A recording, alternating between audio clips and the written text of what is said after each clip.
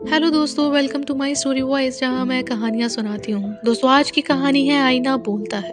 ये कहानी रिधिमा की, जिसने एक आईने से सीखा अपने धैर्य खुद तय करना। नीचे का कमरा साफ करते करते रिधिमा का हाथ पुरानी काठ की अलमारी के ऊपर गया तो जैसे हाथ में कुछ चुभा। अरे, यह तो खून निकल आया। जब उसे उतारा तो वह वही आईना था जिसमें उसकी यादें बसी थी।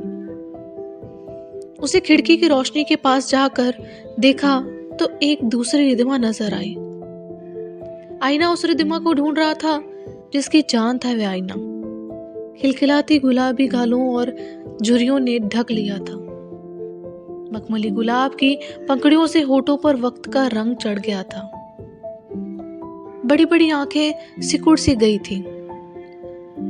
चमकते कपोल पर बिंदी तो थी, पर वह चमक ना थी। कान में बड़े बड़े झुमके पहनने वाले का आज कान सूना था। काले घने घुटनों तक के बाल कमर के ऊपर आ पहुंचे थे, जिस पर कहीं कहीं तजुर्बे का रंग चढ़ गया था। लचीला छरछरी बदन थोड़ा ठहर और जिम्मेदारियों की वजह से झुक गया था। आज आईना बोल पड़ा, तूने खुद को खो दिया रिधिमा। तू तो वह नहीं जिसे मैं निहारा करता था। तू तो कोई थकी हारी निराशावादी बूढ़ी महिला लगती है। वह सिर्फ 35 साल की थी, पर विचारों से 57 की हो गई थी। आईने ने उसे झकझोर दिया, कौन है तू? हाथ का पोछा दूर झटक वह आईने के साथ वही खिड़की के पास अपने पुराने टूटे कुर्सी पर बैठ गई, जहां वह उसी आईने में खुद को घंटों निहारा करती थी। आज उसे महसूस हुआ कि आईना भी बोलता है।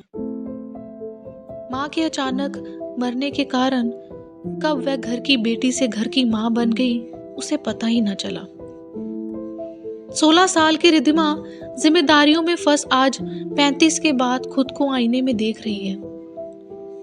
इन तमाम सालों में उसने आईने तो कई बार देखा, पर आज पहली बार आईना उसे देख रहा था। सभी अपने अपने जीवन में मशरूफ हैं। रिधिमा कब तक त्याग करें? रिधिमा के पास परिवार के नाम पर भाई बहनों का हफ्ते में एक बार आता फोन है। भाई जिम्मेदारी के नाम पर जो कुछ पैसे भेजता है, उसका भार उसके एहसान से कम था। रिधिका का एकमात्र साथी उसका अकेलापन था। आज आईने ने रिधिमा को उसे मिलाया था। उसने अपने कपड़ों की तरफ देखा। फ्रॉक और जीन्स पहनने वाली रिधिमा आज एक पतले सूती साड़ी में खड़ी थी। उसी काठ की अलमारी को खोला तो आज भी उसके कुछ कपड़े उसी तरह से तय किए हुए थे जैसे माँ ने रखे थे। माँ इसी कमरे में सोती थी। उनके जाने के बाद इस कमरे में आने की किसी की हिम्मत ना हुई। उन कपड़ों में से उसने एक जीन्स निकाला, उसे कमर से लगाकर देखा, छोटी हो गई है, फिर रख दिया। माँ ने जो लाल गाउन बनवाया था उसके 16वें जन्मदिन के लिए उसे निकाला। इतना गाढ़ा रंग, अब नहीं, उसे भी रख दिया और आकर उसी कुर्सी पर बैठ गई। मन में ऊहापोह लगा रहा, इस बंद कमरे में मुझे कौन देख रहा है? एक बार पहन के देखती हूँ। माँ ने बड़े पसंद से बनवाया था। मन ही मन बड़बड़ाई वो। घर में उसके और एक बिल्ली के अलावा सिर्फ निर्जीव वस्तुएं थी।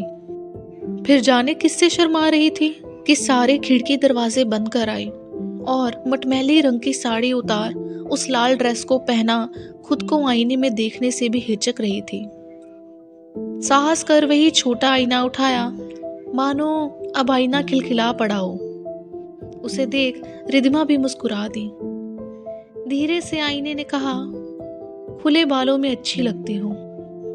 शर्माते हुए धीरे धीरे उसने बालों को भी खोला और बिंदी उतारी।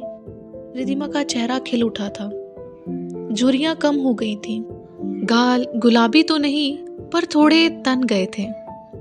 मुस्कान की वजह से होठों का रंग भी बदल गया था। फिर जाकर उसने खुद को बड़े आईने में देखा। 22 साल बाद भी रिधिमा का वजन ना कम हुआ था ना ज्यादा। सारे कपड़े उसी के नाप के थे। कुछ देर तक वह खुद को आईने में आगे पीछे निहारती रही। आईने से ही पूछ रही थी, क्या मुझे यह पहनना चाहिए? क्यों नहीं? मन के आईने से जवाब आया। रिद्धिमा ने सोचा, लोग क्या कहेंगे? तो मन के आईने ने रिद्धिमा से पूछा, रिद्धिमा कब तक परवाह करेगी लोगों की? लोगों की वजह से अपनी खुशियों की बलि देना कहाँ की समझदारी है? उस रात बिस्तर पर लेटी तो थी, पर मन नाच रहा था उसी गाउन में। अब तक जिस बिस्तर पर उसने कई रातें काटे थी, आज उस बिस्तर में कांटे लगे हों ऐसे रात बिताई उसने। जैसे तैसे सुबह हुई। आज वह बाजार जाने को तैयार हुई तो साड़ी नहीं पहनना उसने। अपनी एक पुरानी सलवार कमीज डाली, संग एक छोटा सा झुमका पहना। सोने की छोटी सी चेन पहन ही रखी थी। खुद को आज थोड़ी छोटी महसूस कर रही थी रिद्धिमा। कम से कम 10 बार दरवाजे तक जा लौट आई। साड़ी पहन लेती हूँ, बाजार से आकर पहन लूंगी। पर मन ने धकेल कर उसे बाहर किया। कुछ दूर तक उसने नजर ना उठाई, आंखें नीचे कर चुपचाप चोरों की भांति चली जा रही थी। अपने ही जीवन में अपनी ही खुशी के लिए औरों से इजाजत लेनी पड़े, यह कैसी जिंदगी है? रिद्धिमा बाजार की भीड़ में जब वह कामों में व्यस्त हुई तो यह भूल गई थी कि पहना क्या है। अब रिद्धिमा की चाल में तेजी, बात में तेजी थी, तभी एक आवाज आई, आज अच्छी लग रही हो दीदी, तुम पर यह कपड़े फब रहे हैं। जिससे वह सब्जियां लेती थी उसकी बेटी ने कहा। यह सुन शर्मा गई वह, जैसे यही तो सुनना चाहती थी। वापस लौटते वक्त चाल में तेजी और गर्दन तनी हुई थी। आसपास वाले पहचान ही ना पाए कि कुछ कहते। उस एक शब्द ने उसमें साहस भर दिया था। आज 2 साल हो गए रिद्धिमा ने ग्रेजुएशन किया था। एक कंपनी में नौकरी मिल गई है। अब जिंदगी को अपने हिसाब से जी रही है। 2 सालों तक लोगों ने बहुत कानाफूसी की, फिर उन्हें आदत पड़ गई। एक नई स्मार्ट जीन पहनकर ऑफिस जाने वाली रिद्धिमा की। रिद्धिमा खुश थी। उसकी जिंदगी में अकेलेपन के लिए अब कोई जगह ना थी। अपनी जिंदगी के 22 साल जो उसने गवा दिए थे, उन्हें वह जी रही थी। कहते हैं ना, अपने दायरे खुद तय करो, लोगों के तय के दायरे में तो सांस भी ना ले पाओगे। दोस्तों, ये थी कहानी रिद्धिमा की, जिसने बरसों पुराने आईने से सीखा कि अपने दायरों को खुद बांधे, नहीं तो जिंदगी में सांस लेना मुश्किल हो जाएगा। और दोस्तों, ये कहानी हमें भी सिखाती है कि दुनिया की परवाह किए बिना अपने दिल की सुननी चाहिए। लोगों का क्या है, लोग तो बातें करेंगे ही। और कहीं ना कहीं मेरी हर कहानी में ये बात एक कॉमन होती है कि लोगों का तो काम है कहना, अपने दिल की सुननी चाहिए। हाँ, कहना थोड़ा आसान है, कभी कभी हम ज़्यादा सोचते हैं तो वो करना मुश्किल लगता है। पर एक शुरुआत करके देखे रिद्धिमा की तरह, तो दुनिया अच्छी लगने लगेगी। तो आई होप आपको मेरी कहानी अच्छी लगी हो। इस कहानी को ज़रूर लाइक करें और दूसरों के साथ ज़रूर शेयर करें। और अगर मेरे चैनल को सब्सक्राइब नहीं किया तो कर लीजिए, जिसका नाम है माई स्टोरी वॉइस, जहां मैं कहानियां सुनाती हूं। बेल आइकन को ज़रूर प्रेस करिएगा ताकि आपको मेरी आने वाली कहानियों की नोटिफिकेशंस मिलती रहे। इस कहानी से आपने क्या सीखा, आपको क्या लगता है, प्लीज़ कमेंट करके ज़रूर बताइएगा। मैं देखती हूँ कि आप कहानियाँ तो सुनते हैं, पर अच्छा लगेगा अगर अपने विचार भी आप कमेंट करके बताएं।